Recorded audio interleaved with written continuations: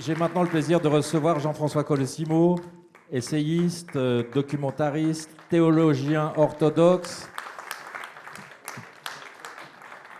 Depuis 2013, vous dirigez les éditions du Cerf, après avoir été président du Centre national du livre. Vous avez réalisé plusieurs documentaires pour la télévision et publié de nombreux livres, dont Aveuglement, Religion, guerre et civilisation, paru aux éditions du Cerf en 2018. En septembre, vous nous proposerez La crucifixion de l'Ukraine, 1000 ans de guerre de religion en Europe. Vous avez commencé à écrire ce livre en mai, en évoquant les cavaliers de l'Apocalypse, l'épidémie de Covid, la conquête avec la guerre en Ukraine, la pénurie alimentaire qui s'annonce. Reste le point d'interrogation de l'anéantissement. Oui, alors en attendant l'anéantissement, je voudrais d'abord vraiment, et pas par complaisance, dire merci à mes amis d'Albin Michel, à Francis Azménard, bien sûr, à Gilles Lahiri, à Jean Moutapa, qui a été très, très pressant aussi, de l'accueil qui m'est fait dans cette belle maison. Et d'ailleurs, je le vois au magnifique parterre de libraire que j'ai devant moi. L'idée de ce livre, elle est simple. C'est que ce conflit, évidemment, qui est abominable, qu'a déclenché Vladimir Poutine parce qu'il l'a voulu, il n'y avait aucune obligation à cette guerre, n'est-ce pas? Aucune justification, même du point de vue russe. Il faut bien le comprendre. Cette guerre, elle, évidemment, abominable, elle est si proche de nous, elle provoque tellement de réfugiés que nous voyons dans nos rues, dans nos vies, avec ces images terribles de femmes, d'enfants qui courent sous les bombes. Elle nous émeut et nous pressentons qu'il y a une partie énorme qui se joue non seulement pour la Russie et pour l'Ukraine, mais pour tout le reste de l'Europe aussi, à travers cette guerre, encore une fois, parfaitement incompréhensible. Alors pourquoi elle est incompréhensible et qu'est-ce qu'on pourrait bien y comprendre? Finalement, allant par-delà l'émotion, essayer de comprendre d'où vient ce conflit. Et ce conflit, en fait, il suit toute l'histoire de l'Europe. C'est un conflit parfaitement, malheureusement, européen, si ce n'est que nous avons, je dirais, nous cultivons un peu l'amnésie de l'histoire et que de l'autre côté, il y a au contraire une sorte d'hypermnésie totalement sélective qui fait que nous comprenons bien que Vladimir Poutine prétend faire une croisade. Et déjà, le retour même de cette notion nous accable et nous terrifie. Mais laquelle? Alors ce livre, il est fondé sur une idée assez simple, parce que tous mes travaux, c'est d'essayer d'expliquer pourquoi derrière chaque culture, il y a un culte, pourquoi derrière chaque civilisation, il y a une religion. Et la religion, c'est pas forcément ce qu'on croit en France, c'est pas forcément le lieu réservé de culte où des gens s'assemblent pour prier. La religion, c'est l'inconscient du politique. C'est ce qui façonne la part symbolique qui nous fait tenir ensemble et qui parfois fait que les dictateurs peuvent mobiliser les peuples et les lancer dans des guerres, n'est-ce pas? Et cette guerre, donc, c'est une guerre, en fait, de religion. C'est ce qu'il nous faut comprendre et c'est ce qui nous laisse stupéfaits parce que nous pensions en avoir fini avec ces guerres de religion, n'est-ce pas? Ou alors que peut-être s'il en existait, c'était loin du continent européen, que nous avions trouvé la paix et que nous savons désormais, c'est notre conviction, surmonter ces identités meurtrières. Parce qu'il n'y a pas d'identité plus meurtrière que lorsqu'on agite les identités religieuses. Mais l'Ukraine est un territoire tout à fait particulier à ce titre, et je vous cite, l'Ukraine a servi d'arène à la confrontation entre les trois religions du Dieu un et unique, le judaïsme, le christianisme et l'islam, mais aussi entre les trois confessions chrétiennes, orthodoxes, catholiques et protestantes. On a l'impression que c'est un champ de mine quand même. Oui, parce que, vous voyez, il y a des lignes invisibles qui ressurgissent lors des conflits.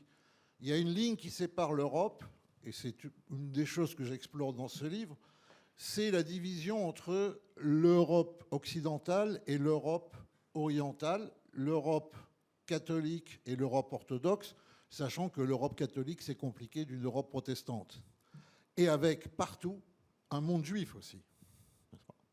Et puis l'apparition, à partir du XIVe siècle, d'une présence musulmane à travers l'arrivée des Ottomans dans ce que sont aujourd'hui l'Albanie, le Kosovo, la Macédoine, c'est-à-dire les Balkans. Mais cette ligne, elle occupe principalement l'opposition qui s'est passée à partir du 8e siècle entre l'Empire carolingien et l'Empire byzantin, entre Rome et Constantinople. Constantinople, aujourd'hui Istanbul, mais qui était la capitale de l'Empire romain d'Orient. Les missionnaires français, latins, et les missionnaires grecs, byzantins, orthodoxes, qui se sont précipités au 8e siècle pour convertir les Slaves, ils ont découvert qu'ils appartenaient à deux sphères mentales différentes. Et ils ont dessiné sur leur ligne de front d'évangélisation, en fait, ils ont creusé une ligne de guerre qui n'a cessé de se répéter depuis. Et sur cette ligne qui court de Riga, vous voyez tout en haut dans les pays baltes, ou de Tallinn en Estonie, dans la mer Baltique, qui court et qui descend à Split, en Croatie, sur la Méditerranée, eh bien sur cette ligne, vous avez des Polonais qui sont catholiques d'un côté, à l'ouest, avec un alphabet latin, et des Biélorusses qui sont orthodoxes avec un alphabet cyrillique. Vous avez plus bas des Croates qui sont catholiques avec un alphabet latin et des Serbes qui sont orthodoxes avec un alphabet cyrillique. C'est le même peuple, c'est la même langue. Ce sont deux alphabets et deux fois. La première guerre de l'après-communisme, ça a été la guerre d'ex-Yougoslavie, qui a démarré entre Croates et Serbes. Cette ligne, elle zigzague. C'est sur cette ligne que la Tchéquie et la Slovaquie ont voulu se marier 20 fois et ont divorcé 20 fois. Parce que ce n'est pas le même peuple, ce n'est pas la même foi.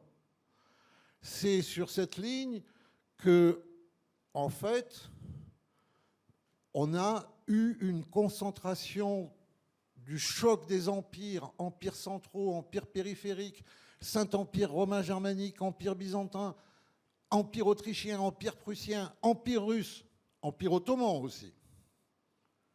Tout le monde est venu là pour se faire la guerre, et cette ligne, elle passe par Kiev, elle coupe l'Ukraine en deux, et il y a une Ukraine de l'Ouest qui appartient à l'Europe occidentale, et il y a une Ukraine de l'Est qui appartient à l'autre Europe orientale.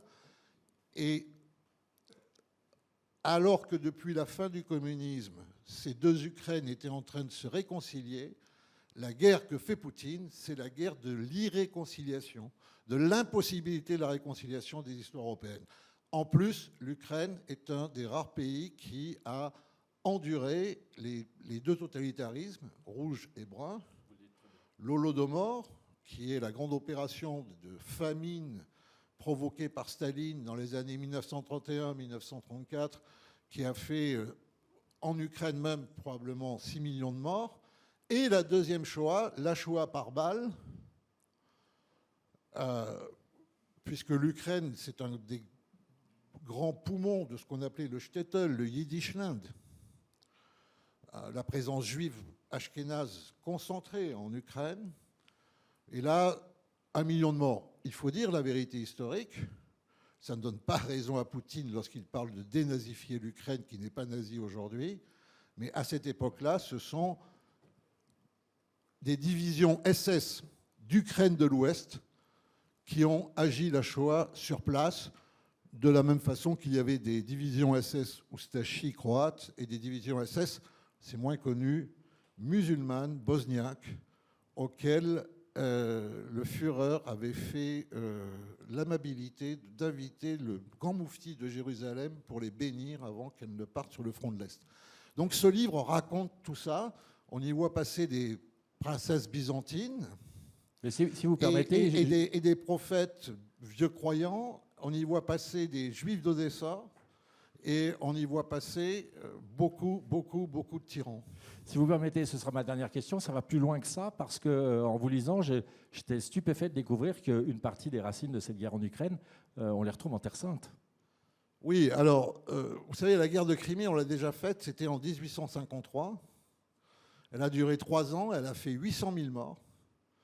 Pour l'occasion, nous étions alliés avec l'Empire britannique, mais tout se répète dans l'histoire. Les Britanniques voulaient empêcher les Russes d'accéder aux mers chaudes et voulaient préserver leur voie commerciale. L'Empire ottoman voulait éviter sa destruction. Et nous, on était les protecteurs des chrétiens d'Orient, mais catholiques. alors que la Russie, c'était la protectrice des chrétiens d'Orient, mais orthodoxe. Et donc, il faut le dire, l'Angleterre nous a bien manipulés, nous a bien échauffés, nous sommes allés faire la guerre, une guerre atroce, en Crimée, la fameuse Crimée que Poutine a annexée en 2014, tout se répète, qui était une terre tatare avant, c'est pour ça que Erdogan la réclame aussi, et dit que c'est en fait une péninsule turque, vous voyez, c'est l'histoire. Mais très rapidement, cette guerre qui a été la première guerre vraiment moderne, où il y a eu des reportages photos pour la première fois, etc., qui expliquent pourquoi on a une rue de Sébastopol, une place de l'Alma, etc., n'est-ce pas, à Paris, puisque ce sont des victoires françaises. Cette guerre-là, elle a éclaté à Jérusalem, au Saint-Sépulcre, lorsque des moines grecs orthodoxes et des moines italiens franciscains, pour un petit problème de territoire, dans le Saint-Sépulcre, sont lancés des encensoirs et des chandeliers à la figure. Au petit matin, c'était la nuit de Pâques. Autour du tombeau du Christ, il y avait 40 morts, 40 cadavres.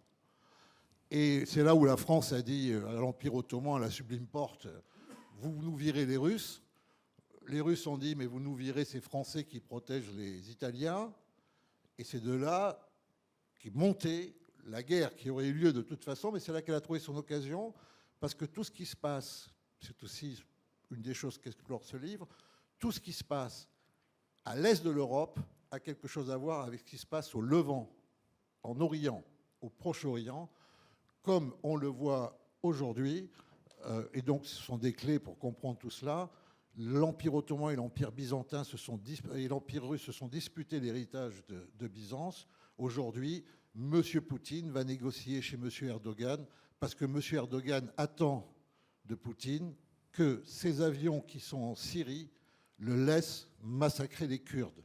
Voilà, donc ce livre, c'est un peu une fresque, dit comme ça, bon, mais c'est une fresque qui permet de comprendre un peu mieux le monde d'aujourd'hui, où finalement, à part nous, les passions religieuses sont aussi des passions politiques et inversement. Pourquoi et comment, c'est ce que j'essaie d'expliquer. Merci infiniment Jean-François Colosimo. La crucifixion de l'Ukraine, 1000 ans de guerre de religion en Europe, c'est le titre de votre ouvrage. On l'attend avec impatience pour le mois de septembre. Merci beaucoup.